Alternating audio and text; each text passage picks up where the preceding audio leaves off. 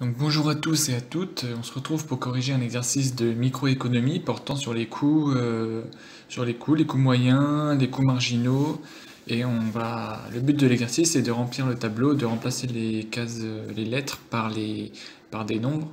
Donc on voit qu'il y a certaines données qui sont déjà présentes. Par exemple, pour une production de 40, d'une quantité de 40, on a un coût marginal de 130. Donc on remarque aussi que pour la case du coût marginal, la première, on voit qu'il n'y a rien dans la case, il y a une croix. Donc on aurait pu mettre le coût marginal moyen de 0 à 10 qui serait égal au coût moyen en fait de 220. Mais là dans cet exercice ça n'a pas de sens d'utiliser cette donnée, donc c'est pour ça qu'on ne l'utilise pas. Pour la formule qu'il faut retenir pour connaître toutes les autres formules, c'est la formule du coût total. Coût total égale coût fixe plus coût variable. Donc c'est la formule qui peut nous permettre d'avoir toutes les suivantes. On sait que le coût moyen c'est égal au coût total divisé par la quantité. Donc le coût total c'est coût fixe plus coût variable, le tout divisé par la quantité. Donc coût fixe divisé par la quantité plus le coût variable divisé par la quantité. Et donc on obtient que le coût moyen c'est la somme du coût fixe moyen plus le coût variable moyen. Donc ça, c'est grâce à la première formule encadrée en rouge qu'on permet d'avoir ça. Donc je la marque sur le côté pour qu'on la retienne.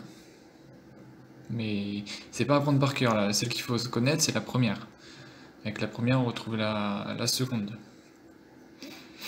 Donc ce qu'on sait également, c'est sur les coûts fixes. Les coûts fixes, comme on sait, c'est fixe, c'est la même donnée. Donc le coût fixe moyen, c'est le coût fixe divisé par Q. Donc le coût fixe, si on veut trouver le coût fixe, c'est le coût fixe moyen fois Q. Donc on sait, le coût fixe moyen, il est renseigné. Par exemple, pour la première ligne, il est de 120. Et la quantité, elle est de 10. Du coup, 120 fois 10. Et donc on a un coût fixe de 1200.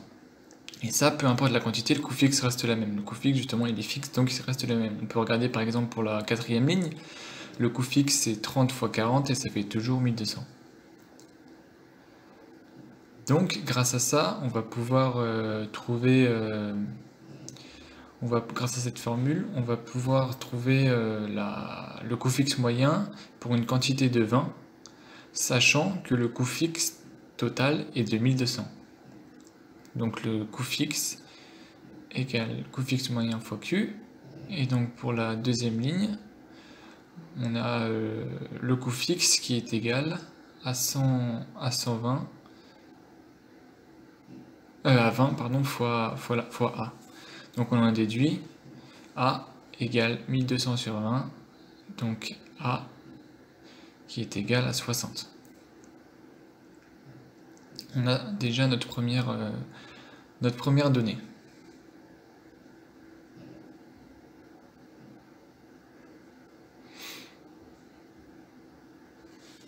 Voilà. Ensuite, pour trouver le petit b, on va utiliser la formule du coût moyen qui est égal au coût fixe moyen plus coût variable moyen. On a le coût moyen, on a le coût fixe moyen, donc on peut déduire le coût variable moyen. Ce qui nous fait 150 égale 60 plus le coût variable moyen, donc B.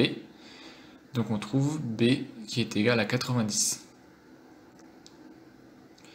Et donc là, on a notre deuxième résultat, simplement avec la formule du coût moyen.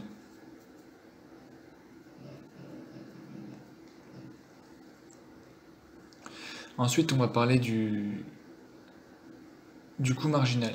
Donc on peut comparer, on peut regarder un peu comment est le coût marginal pour les deux premières lignes. Donc il est à 80. Donc déjà on sait que le coût total pour une quantité de 10, c'est coût moyen fois la quantité, donc 2200.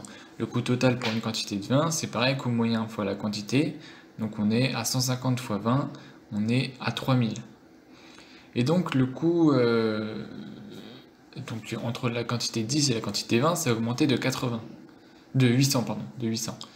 Et donc, comme il y a 10 unités de production qui les séparent, le coût marginal, il est de 800 sur 10. Donc c'est pour ça que dans la case, dans la deuxième case, sur la deuxième ligne, le coût marginal est de 80. Et donc c'est grâce à cette formule qu'on va pouvoir trouver le petit d, parce qu'on sait que le coût total pour 30 unités de production, c'est le coût moyen multiplié par la quantité de production, donc 130 fois 30 qui est égal à 3900. Et on sait également que le coût total pour 40 unités de production, c'est petit d fois la quantité, donc 40. Et comme le coût marginal pour 40 unités de production c'est de 130, on sait que le coût total a augmenté de 1300. Donc 130 fois 10, vu qu'il y a 10 unités qui séparent 30 et 40. Donc 3900 plus 130 fois 10. Donc ça veut dire que le coût total pour 40 unités de production, c'est 3900 plus 1300, soit 5200. Mais nous, ce qu'on veut, c'est le coût moyen. Donc, on sait que le coût total, c'est aussi d fois 40 qui est égal à 5200. Donc, on en déduit que d qui est égal à 130. Donc voilà, on a trouvé le d.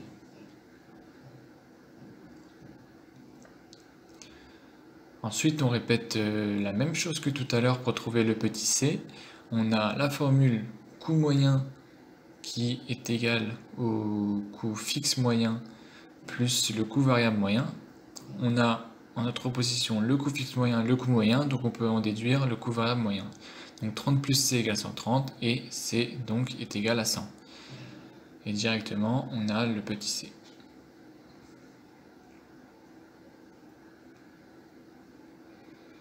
Voilà.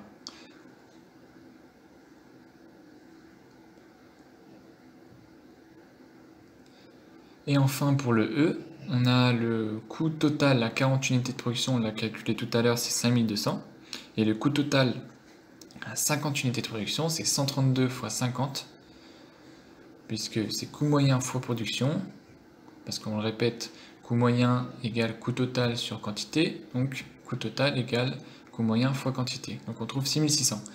Donc ça a évolué entre l'unité 40 unités, 40 unités de production des 50, ça a augmenté de 1400.